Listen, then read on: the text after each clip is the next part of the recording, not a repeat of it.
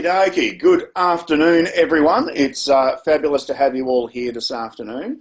Fabulous for me to be here this afternoon too, because we have a guest presenter today. So I'm very excited about that. But before I introduce Donna, I wanted to tell you why I have invited Donna to come along today.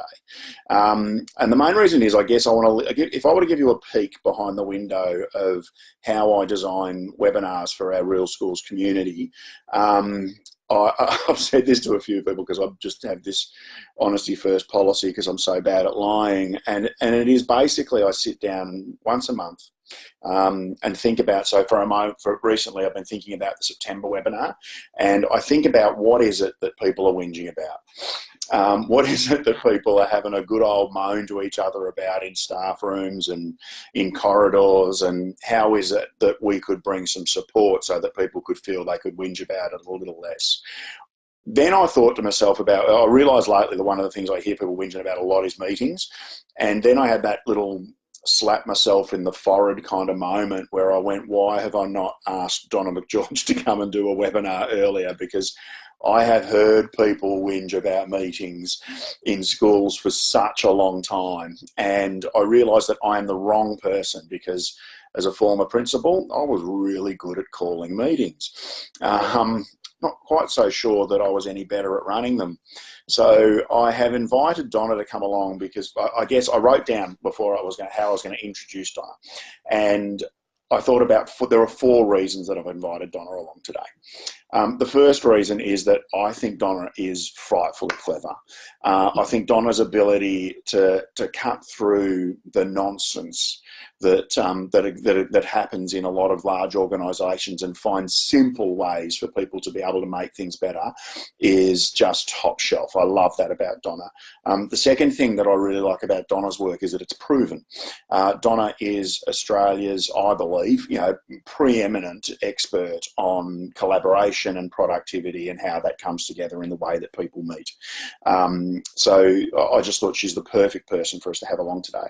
And the last 2 reasons that I invited Donna, secondly, because she's just lovely. She's just such a good person, and she's such good fun to be around, and she's my friend, and that leads me to the 4th reason, which is that she's fun, and I think that you'll have a terrific time learning from Donna today, and I hope that's not me overselling Donna, but I'm genuinely excited to have you here today. Donna, can you hear me?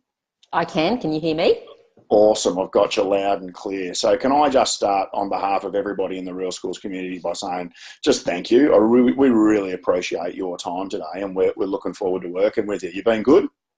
Look, I am, and it's my pleasure to be here, and I really thank you for that gorgeous and glowing introduction. But I always worry when anyone says such amazing, fabulous things, because you're creating a level of expectation here, Adam, that in the spirit of honesty, as you said before, what if I'm like Superman 3, which everyone had very high expectations for that movie, and many people walked away going, yeah, it was good, but, not so much. Yeah.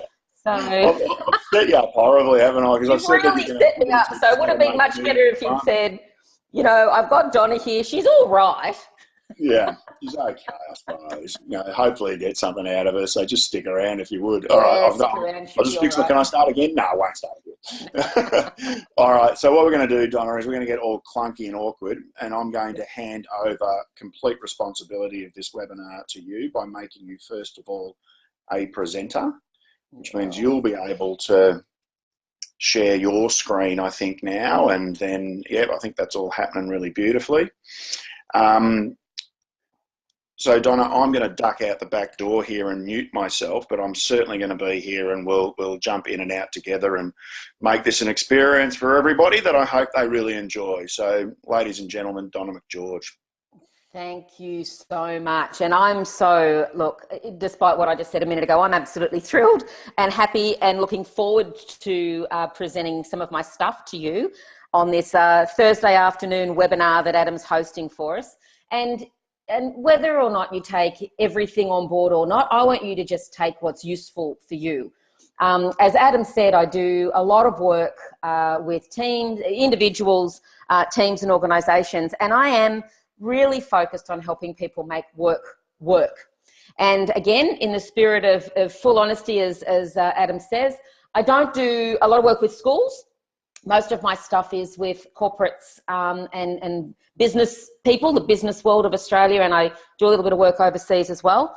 But I reckon we probably have similar problems. So when Adam told me, invited me to do this, and when he told me that, you know, a lot of people in schools complain about meetings and you know, have a struggle or whinge about meetings, I'm like, well, that's no different to most of the people I work with. It seems to me that meetings are a thing that we have lots of problems with. So I see my job is to help individuals, teams and organisations in any context make work work. And I am really about fixing the simple and practical things that just seem to create frustrations, but only need a little bit of tweaking to get a good result. So it's like the Pareto principle, the 80-20 rule. We make 20% change to how we do our meetings, and we're going to get an 80% knock-on effect. So that's what I'm wanting to share with you today. And of course, it all started for me very similarly to what Adam said. You know, I go into organisations and I listen to what people are whinging about. And what people started whinging about was that meetings sucked. And so I started to think about, well, what would it take to make them not suck, given that people spend, on average, about 70% of their time, so in some cases, 70% of their time in meetings. Now, I know that may not be the case for you. However, in my world, that's a lot of time that people are spending, up to 70%. And of that time, a lot of people, there was some research done, I think it was by Harvard Business Review, that said about, of all the meetings that people attend, they believe 65% of them are a waste. And so I'm like, that's just got to stop, because no one can afford that. And so I started researching for this book. And so I'm going to do a plug straight up. I've just written this book called The 25-Minute Meeting. And today's session isn't necessarily on how to do a 25-minute meeting, but everything I talk about today can be done in 25-minute meetings. But in the research for this, and in looking at this, I started to really ask questions around what is it that makes people, every time they think about meetings, do something like this. And so you're not alone in the school system that you throw your hands in the air. Everyone out there, the moment you start talking about meetings, people start moaning and groaning about them and start wishing that they could do something differently. So I took, as you do these days, I took my question to Facebook and to do some really robust research around what is it that upsets people about meetings. And I asked people on social media, what is it that they hated most about their workplace meetings? And you don't need to read all of these ones. I'll pull out a few this is just a sample on the screen here. The most common things were things like people who show up late, or they don't show up at all, or they show up unprepared. So the showing up part was a real problem for people. People who were looking at phones or not being fully present. So that distracted being in meetings and just not really being available. The lack of clarity as to the purpose, and this was both the why we are meeting and also the why am I here stuff. And also, one of the big ones was lack of action items, like what are we supposed to do next? So lots of people were expressing this, and I went out into the world and decided that it was time to fix some of these things. But what I'd like to do before we go on is I'd like to do a quick poll to kick off today and ask you a similar question. So what's the thing that is most problematic for you in your world around meetings? So I'm going to shortly launch a poll, and I'm going to invite you to click on 5 options for this. So the things that you find most problematic for your meeting. Is it the purpose? Don't know why I'm there and don't know why we're here at all. That we have the wrong people at meetings. Is it a punctuality issue? That's a big problem in corporates. Is it preparedness or lack thereof? Is it presence? People aren't being able to be fully present. And this isn't just around I'm checking my phone or on my computer. This can, you know, presence is also sometimes, am I present to this meeting now, or am I getting distracted by other things in my world, and am I sidetracking the meeting? So that's another thing that happens when people aren't fully present. So I'll give that just another second or two, as I notice we've got about 22%, 33% of people voted. Sounds to me, and at the moment, there's a very big swing for one answer, which I shall reveal in a moment. Give it another second or two.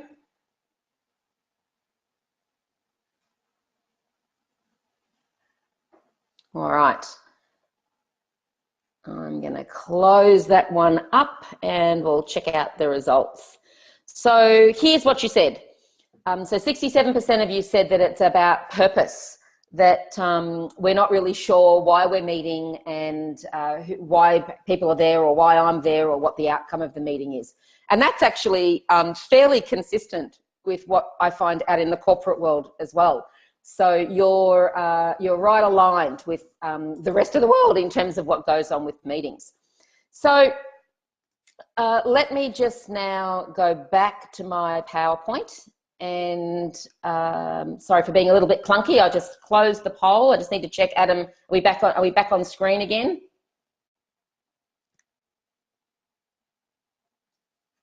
Yeah, we've got you back on screen again, Good, Donna. perfect. You there? All right, good. Yep. Thank you. I think you've negotiated the poll situation beautifully, so well played. Thank you. Thank you. Over and out. All right. So as I said, the bulk of you said purpose. That's pretty consistent. And so I'm all about wanting to make our meetings go, fortunately, from painful to purposeful.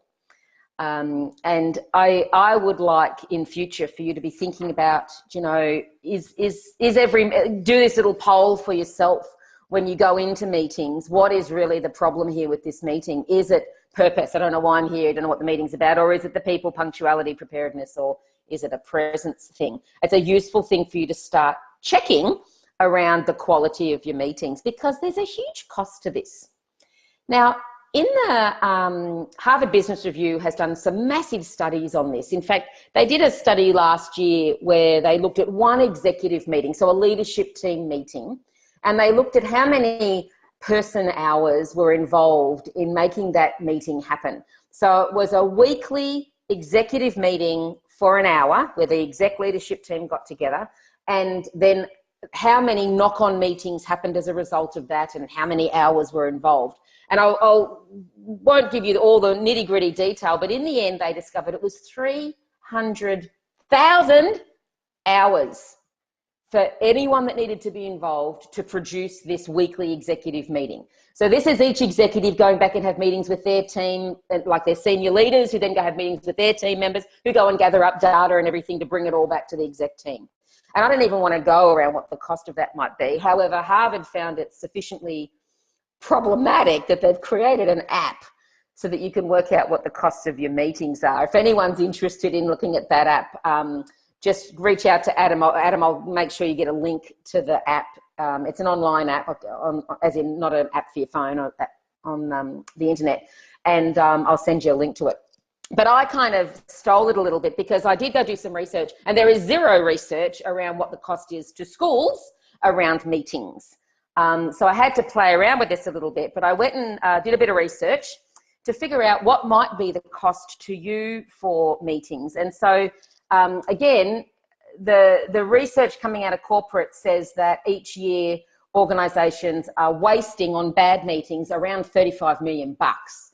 I'm not sure that that might be the case for schools, but let's have a little bit of a play with this.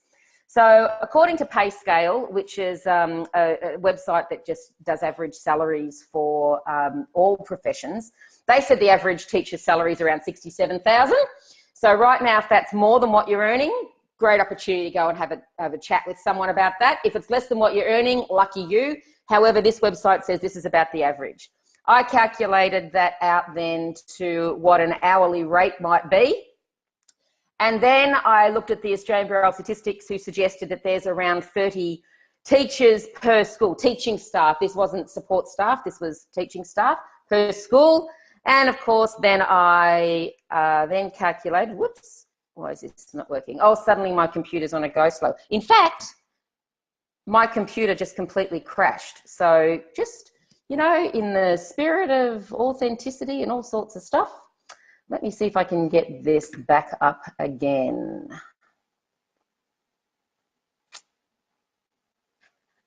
One moment, please.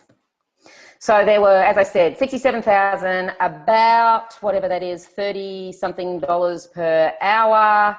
And then we have, what does that then cost?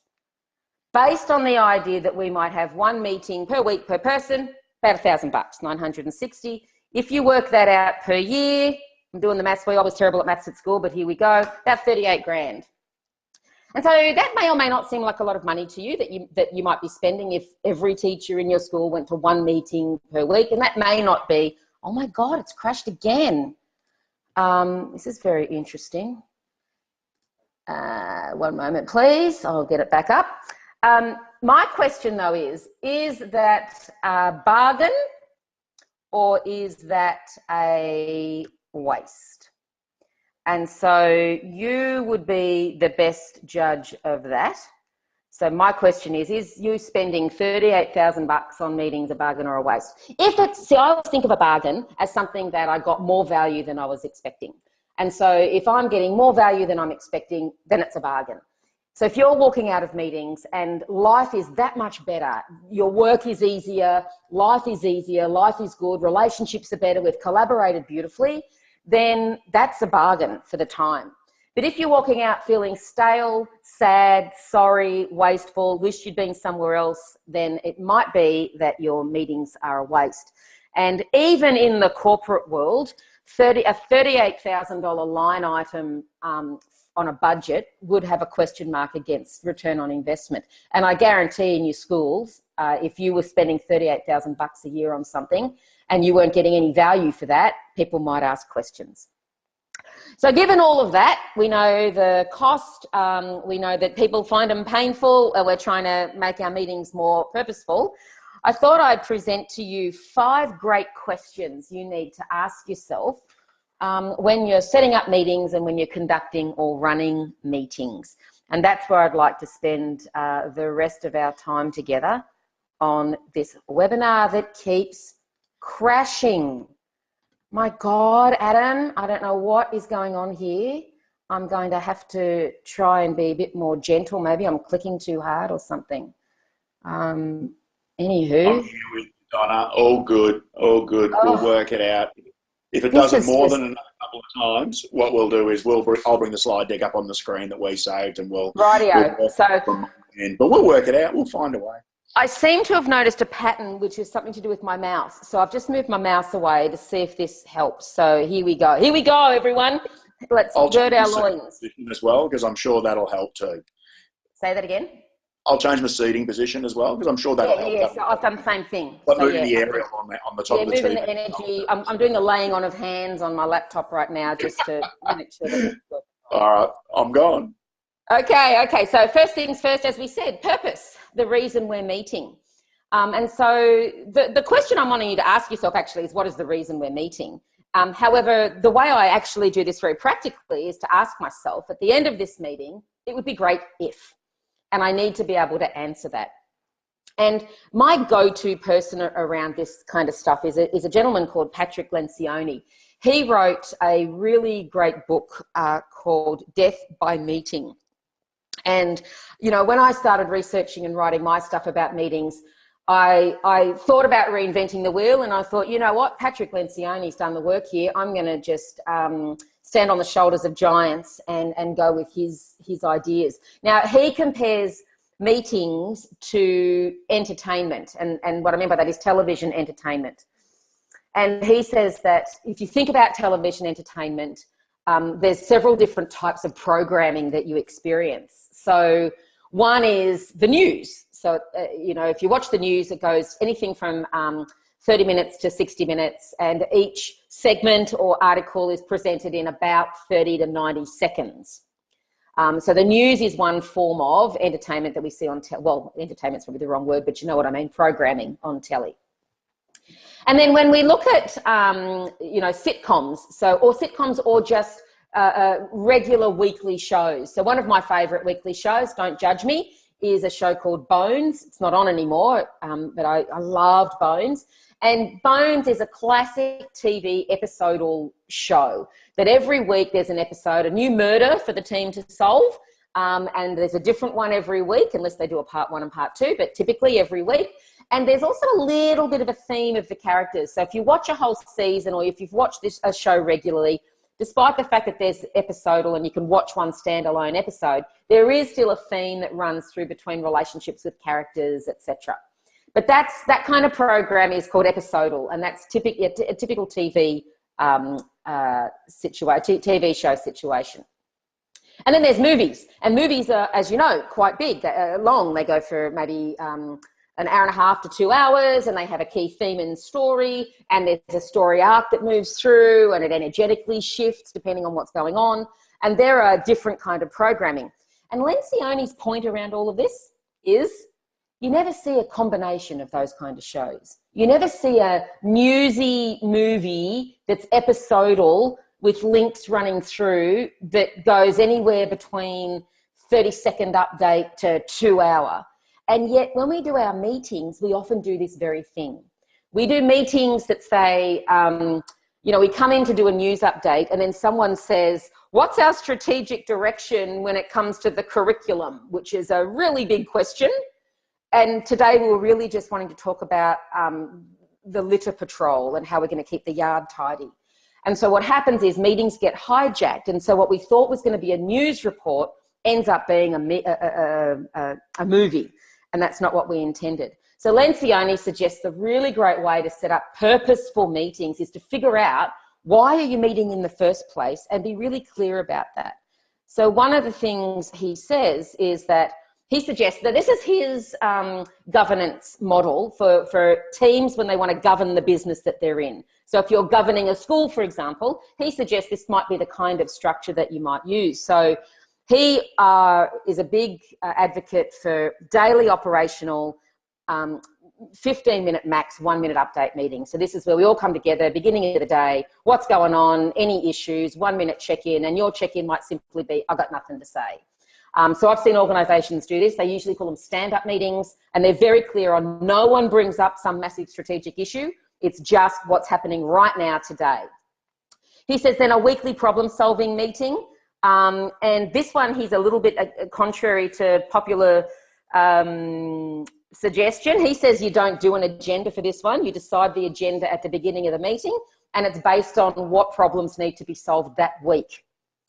And so that's a weekly problem-solving meeting. He then talks about a monthly planning meeting. This is where we do start talking about bigger long-term projects, some of the big ticket items that we've been planning, how are we going with those, what problems are we experiencing. And then he suggests a quarterly, or in your case it might be once per term, a more strategic meeting around checking in on what we said we were going to do at the beginning of the year and what are we planning for, and is it working out, and do we need to make any adjustments, and it's a much more strategic conversation. So when it comes to purpose, it's not just why this particular meeting, it's what are the meetings that we need to have in order to govern, my fingers are inverted commas, our business or our school. How do we have the best meetings, and who are the right people to come? Because a daily operational won't need all 30 teaching staff. It might need just senior teaching staff.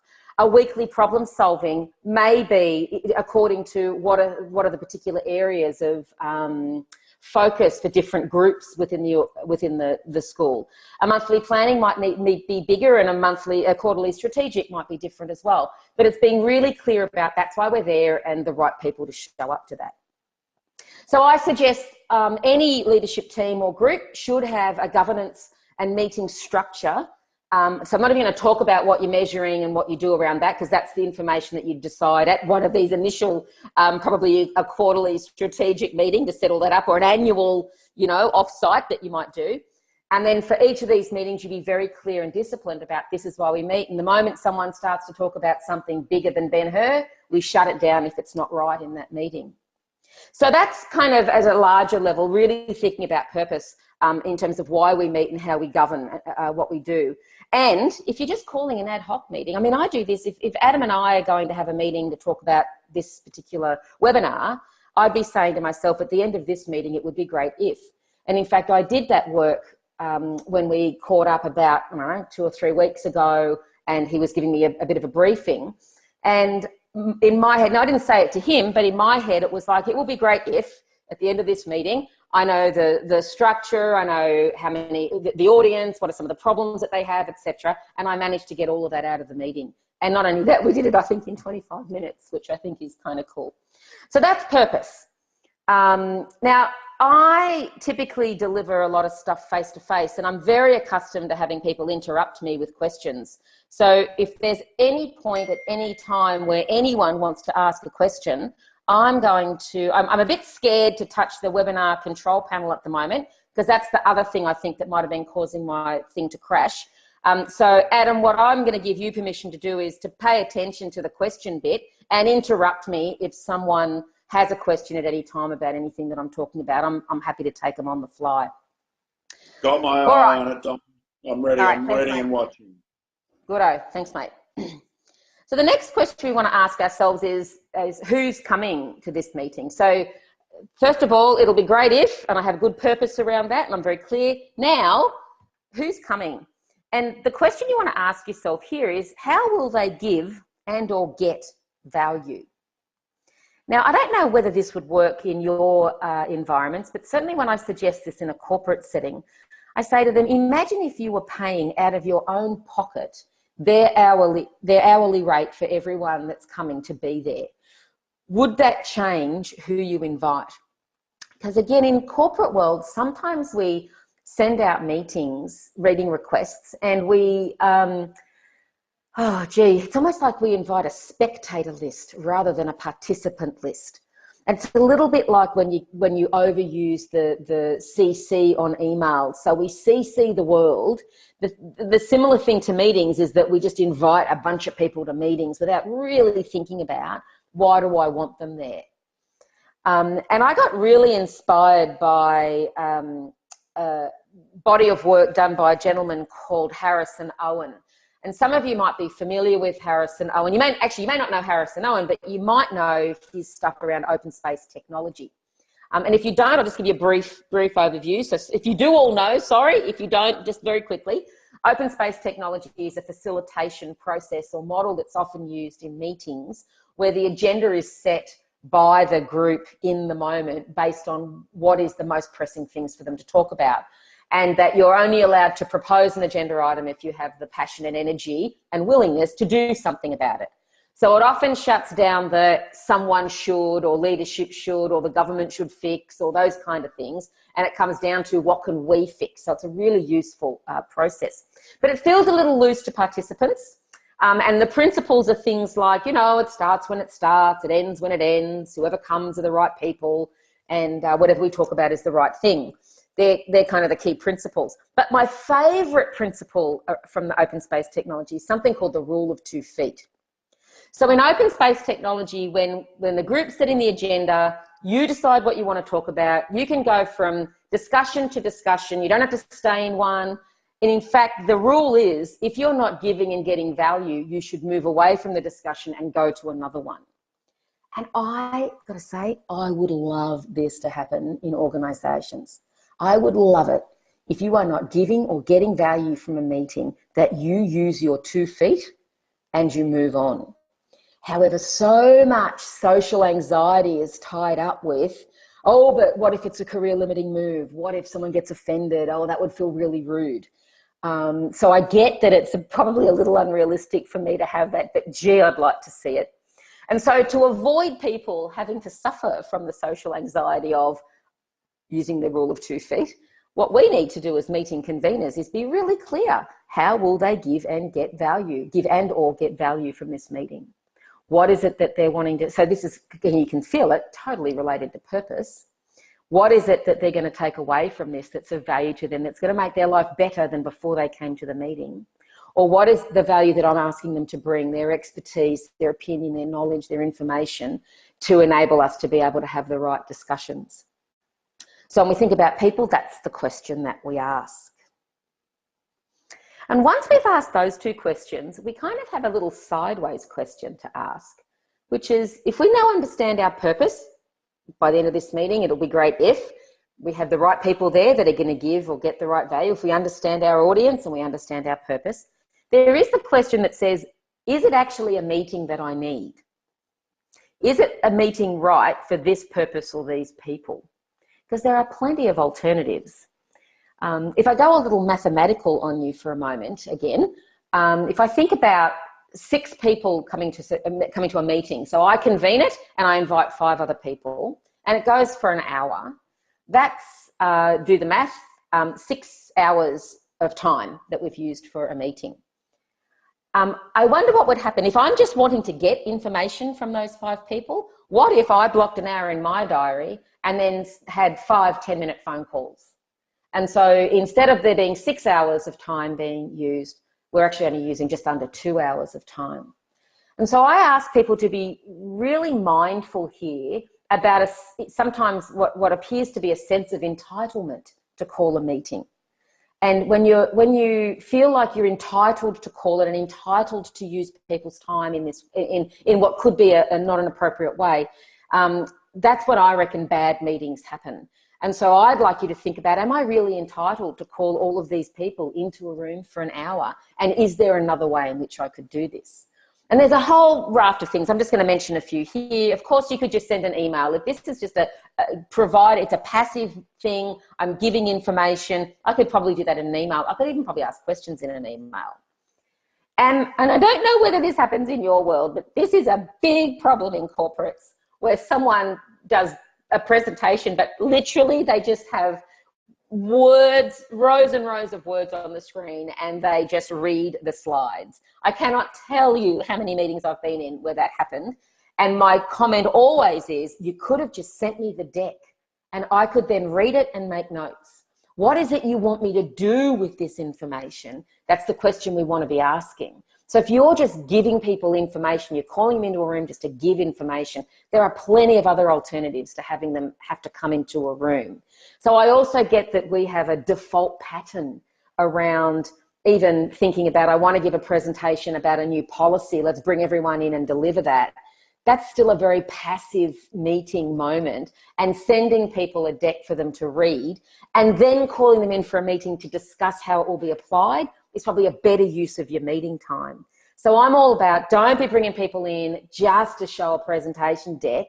What is it you're asking them to do with that information? That's a much better use of our time. So send the deck is the message here.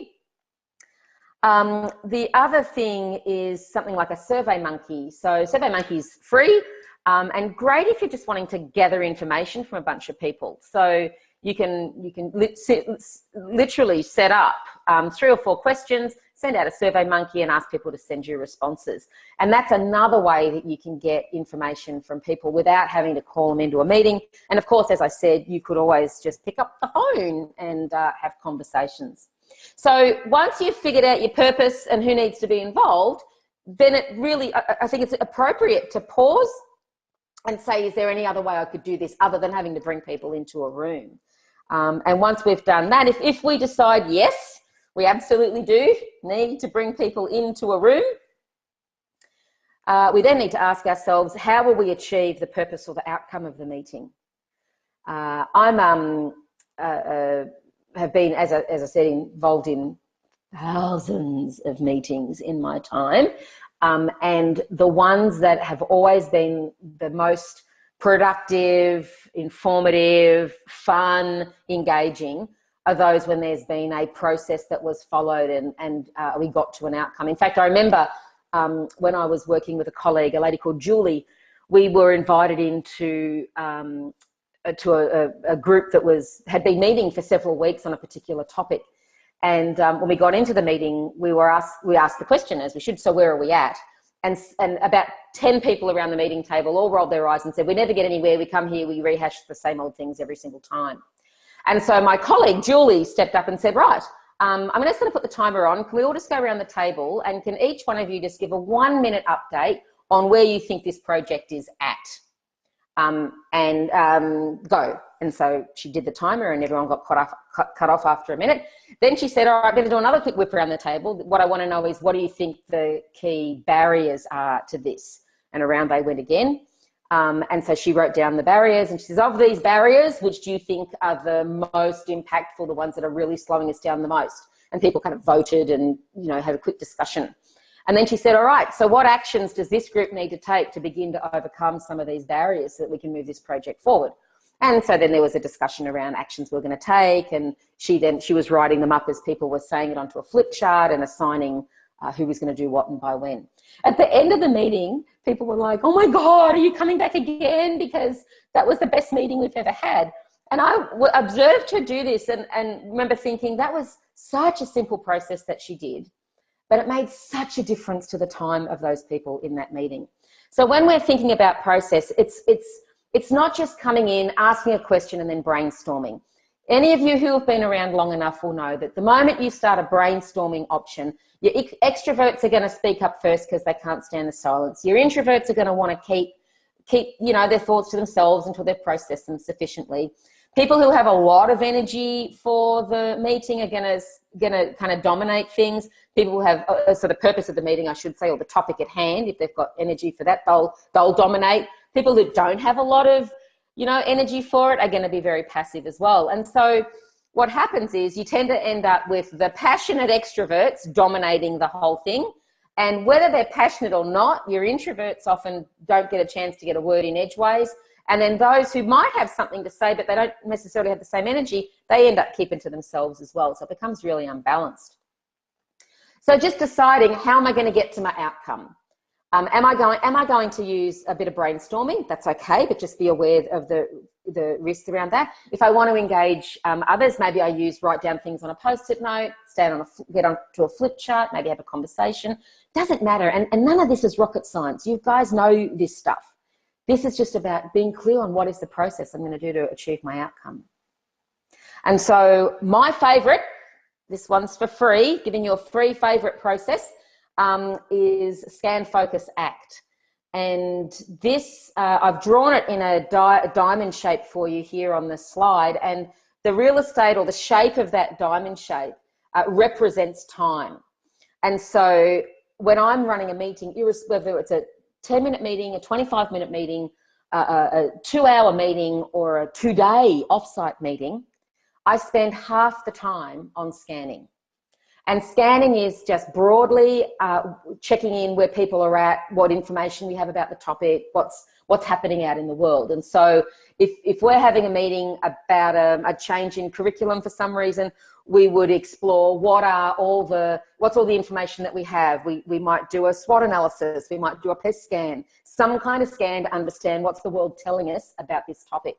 And then we might get into focus. So of all this information, what are the key areas we need to talk about? And we might vote about that and start a conversation around what are some of the key things we need to do? What are some things that can wait till later? What are some things that go to the car park? Whatever processes you might use.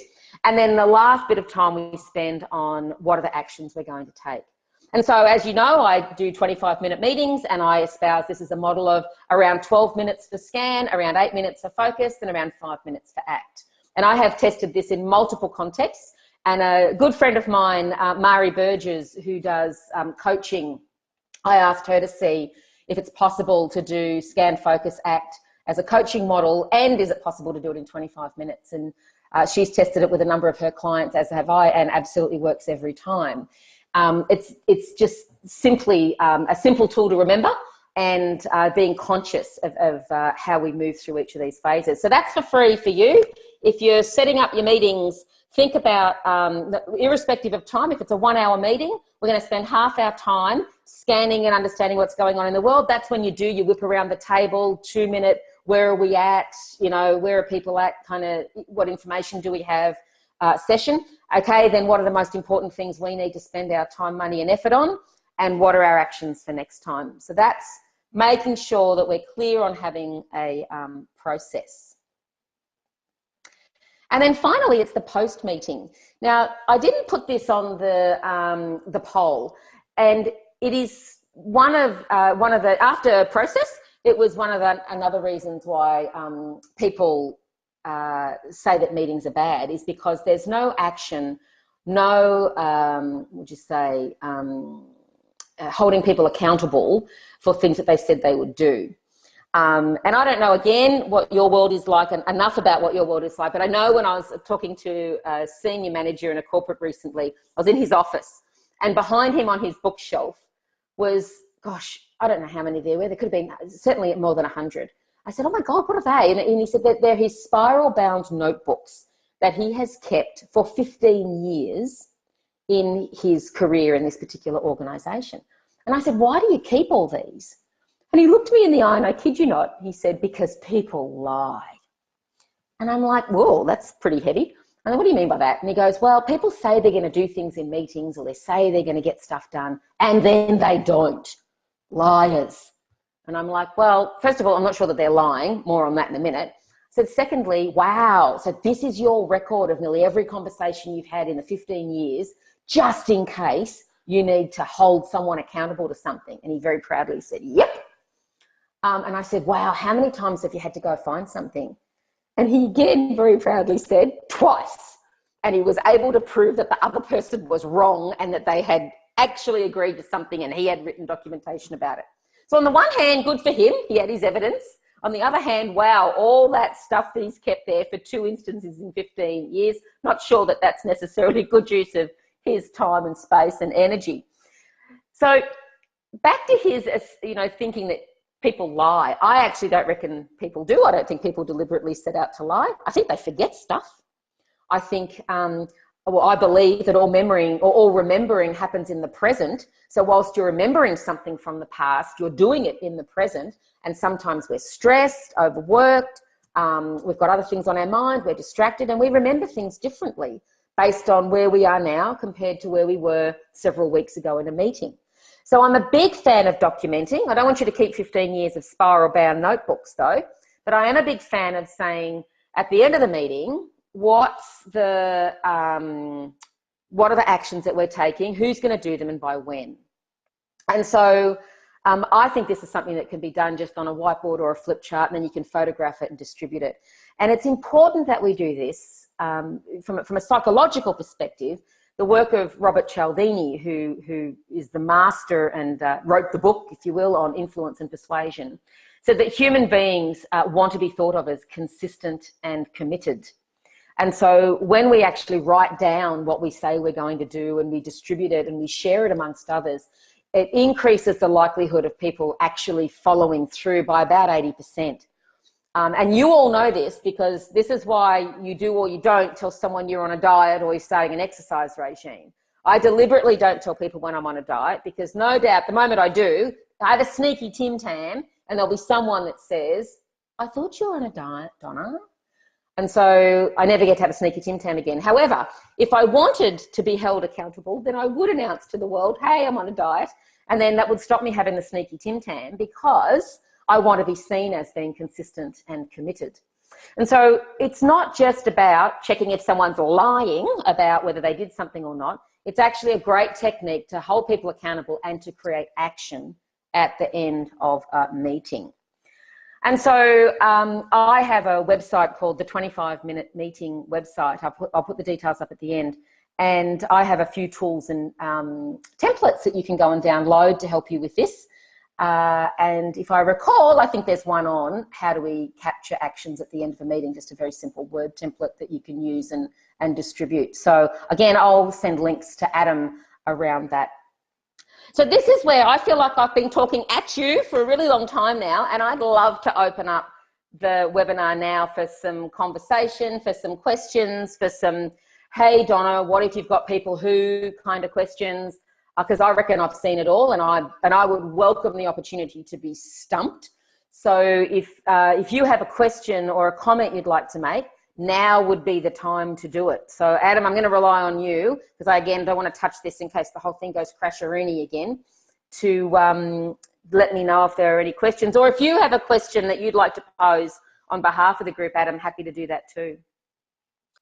Yeah, thank you, Donna. I've got the question box open, so if people do pop something in there while we're having a bit of a yarn here, then that'd be really appreciated. I thought what I might do is even just share with you those couple of notes that I made. I just sat here going, okay, what are the things that I should write down here as the things that I got? And one of the things that I wondered whether you've done any work around, the thing that I underlined of all the things I wrote down while you were talking, Donna, and I wrote down stuff about the default patterns that we have, and gee, we have some default patterns in schools. And I'm sitting here now going with this, I remember sitting there as the principal of a new school and designing the meeting schedule, and everything that went into that was a default pattern. And I'm sitting there going, oh my goodness, I can't believe I did that. And so I wrote down the notion that you wrote about making meetings not suck, and how we don't have to go towards loving meetings, but if we could at least start the journey of them not sucking, that would be fantastic. But I think the one thing that I underlined, Donna, that you said was about that people calling meetings through sense of entitlement. And I think that in schools it happens two ways. They do it out of sense of entitlement, I think, but they also do it out of sense of responsibility. I think they feel that to justify potentially some sort of leadership role that we've got in the school, that we'd kind of better call meetings. And I think that there's a habit in schools of, even when we're having performance conversations with people who might be in middle management positions, people in like senior teacher or assistant principal positions, I think that we have a habit of even asking them, so how many times have you brought your people together?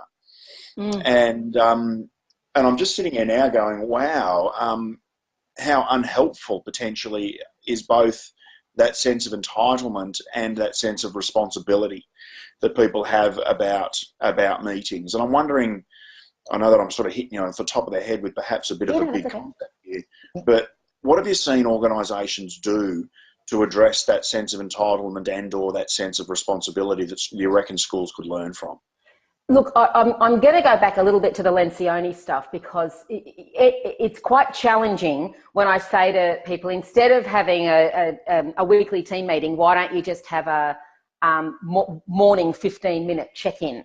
Because what happens in a 15-minute check-in, I've seen organisations do this, when they do their 15-minute check-in in the morning, they may not need to have a weekly update, whatever meeting. They still have more tactical and strategic meetings as part of their meeting cadence and rhythm.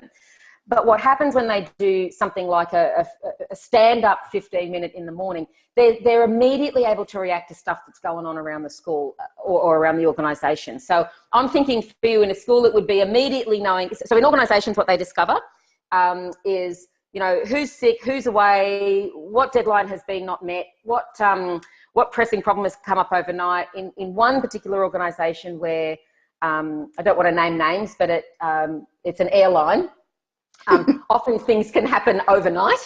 And so at that meeting, they're immediately able to get onto stuff and get people moving quickly because it's brought up at that meeting, rather than in the past, they might have sent an email to 10 people, said, we need to all get into a room.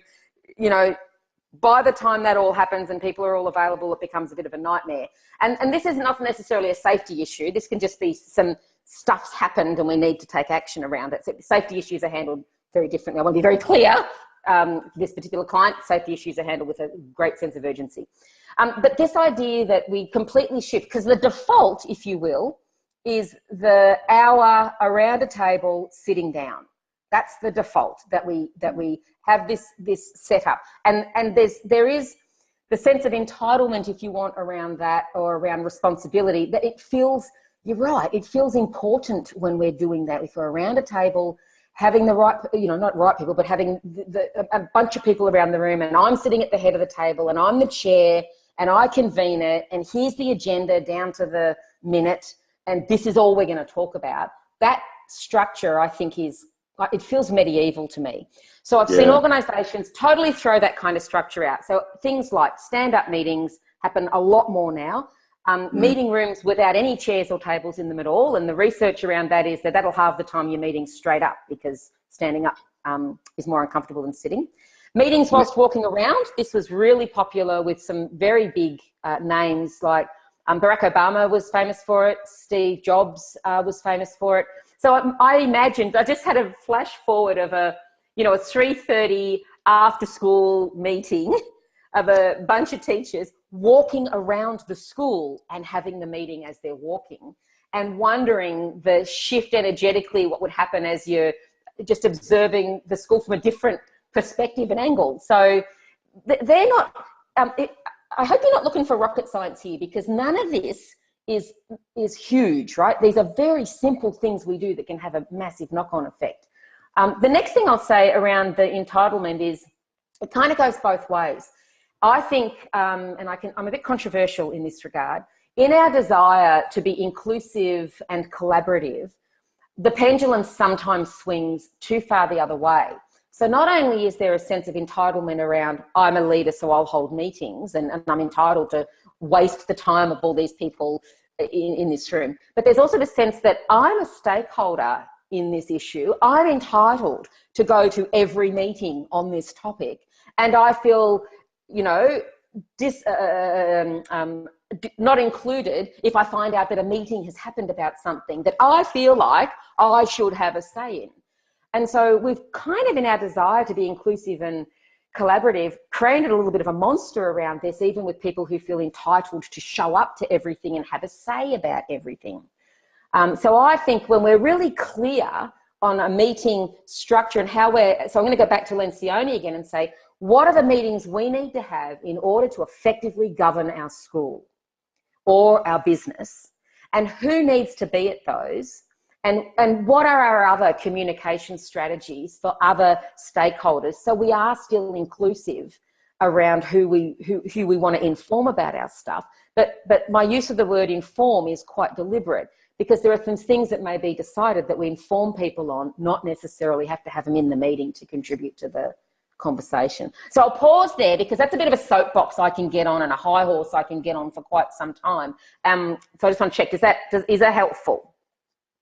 Yeah, and for me, I guess the thing that shines through is that notion that you said there about it doesn't need to be rocket science, but we have such deeply ingrained habit in our schools around the way that we meet that that sometimes we think that I think changing it just feels too big. And that it doesn't need to be, that if we just instead, if we're going to have to, you know, for instance, a PLC in a school get together, which might be a group of half a dozen teachers, why wouldn't they have that meeting walking around the school? You know, why wouldn't they have that in a room without chairs and tables?